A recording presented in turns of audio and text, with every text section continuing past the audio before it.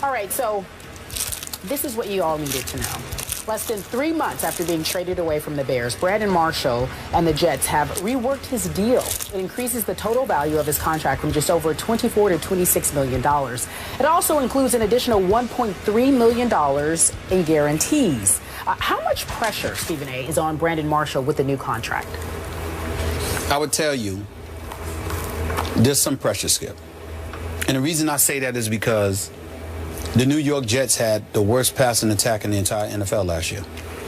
This year they got a new quarterback in Ryan Fitzpatrick. You still got Geno there.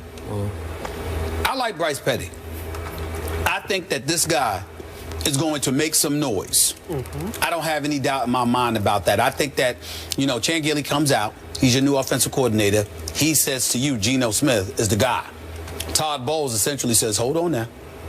It's going to be a competition. You're going to have a chance to compete. I think that's because Bryce Petty is impressed, and we'll see what happens. But in the end, we all know about, you know, quarterbacks coming out of Baylor, and some people sit there and say they don't know how well they'll do on the next level, you know, et cetera, et cetera. But I don't want to knock them at all because I think they've got potential. I guess I'm looking at it from this perspective. You're Brandon Marshall.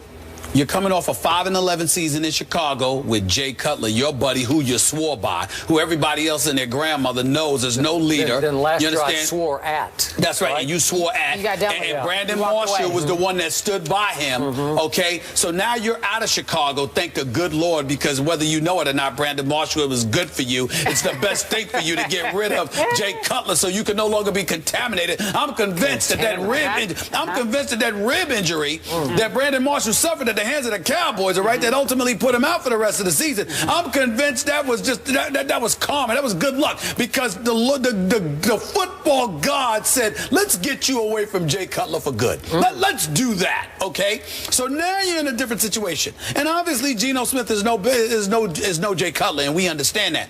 But we don't even know if Geno's going to be the guy. It could be Ryan Fitzpatrick. It could be somebody else. In the end, to me, Brandon Marshall, this is an opportunity for him in the New York market to reestablish himself as a #1 wideout. He wasn't even, you know, the top 2 receiver for the Chicago Bears last year. It was Alshon Jeffries that did it. Was Martellus Bennett at tight end. They had more receptions than him. They had more yards than him. Now, granted, he only played in 13 games. He's out the last 3.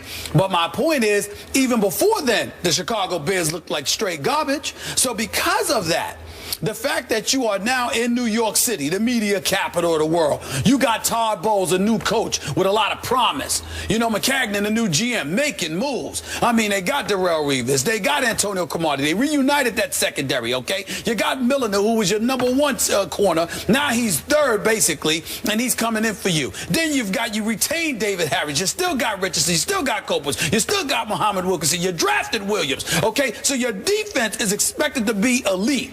Offensively, you still got Blau Powell.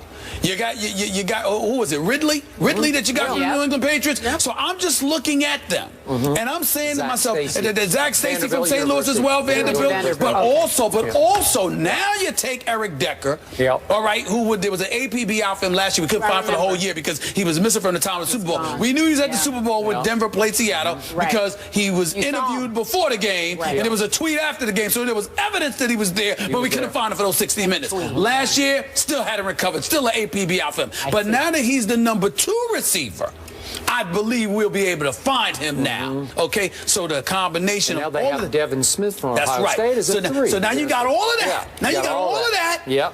All to me, the 2 question marks are your quarterback spot, which is the most important one, because it doesn't matter who Brandon Marshall or anybody else, what they bring to the table. If the quarterback can't throw, it's nothing. You can't help him. But the key thing is #1 on the list is your quarterback. Right. But #2 is Brandon Marshall ready to reestablish himself as a #1 receiver for a franchise in the National Football League? I believe he is, but we got to see.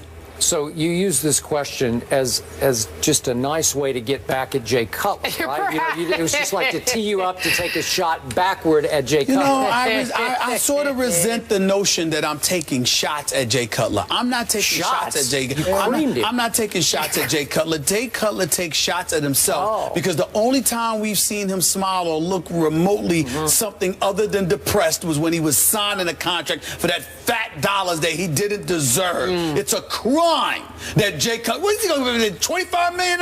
He's got a lot of money. $25 million? David, how much They're money? Going forward. Let's see. Yep. I mean, Who's his agent? He got franchise. Give him, man. He's like, I'm gonna talk about him the way I talk about Henry Thomas for Chris Bosh. I think Bus Cook is. He should cook. Cook Thanksgiving dinner for his agent. Should buy him Christmas gifts. Cook for Find cook. out how much right? money he has. So, just point of order here. You wouldn't have said that the Chicago Bears were straight garbage in that second Sunday night game. Remember, at San Francisco when Cutler hit, I believe, Brandon Marshall for 3 second-half touchdowns, and they pulled off, to that point, the upset of the year in the National Football League. No, there are moments. There were moments. And then the big controversy in Chicago was that Cutler featured Brandon Marshall too much, that he constantly looked for Brandon Marshall instead of involving the other players. So last year's big new motivation was look for the other receivers. Just for the point of order, defending the great Jay Cutler the way I do. After swearing at him last year, right? Go ahead. Inconsistencies did, Skip Bayless, but go ahead.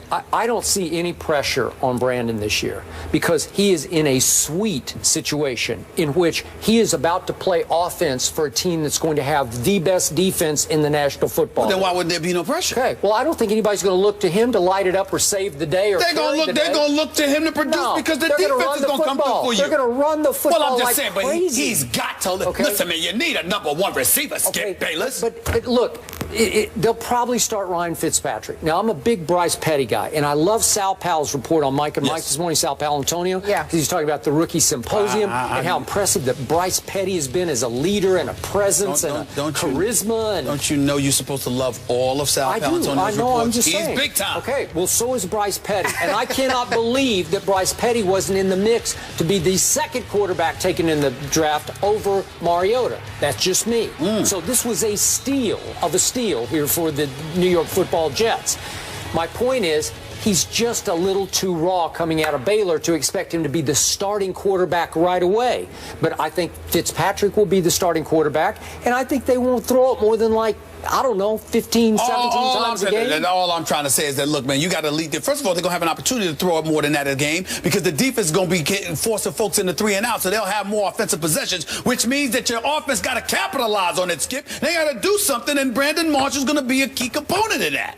Yeah. Period. But I don't think you'll be sitting up in the press box saying, "Okay, show me something here, Big B." No, I'm just saying he's got to reserve. If I'm talking about Brandon Marshall, the Brandon Marshall we know. Do you want to just go along to get along, or do you want to reestablish yourself as an elite presence in the National Football League? Now, before we get out of here, Stephen, you asked how much Cutler was getting made. He has $54 million guaranteed. Oh, good Lord! $126 million over 7 years. Criminal. $54 million guaranteed.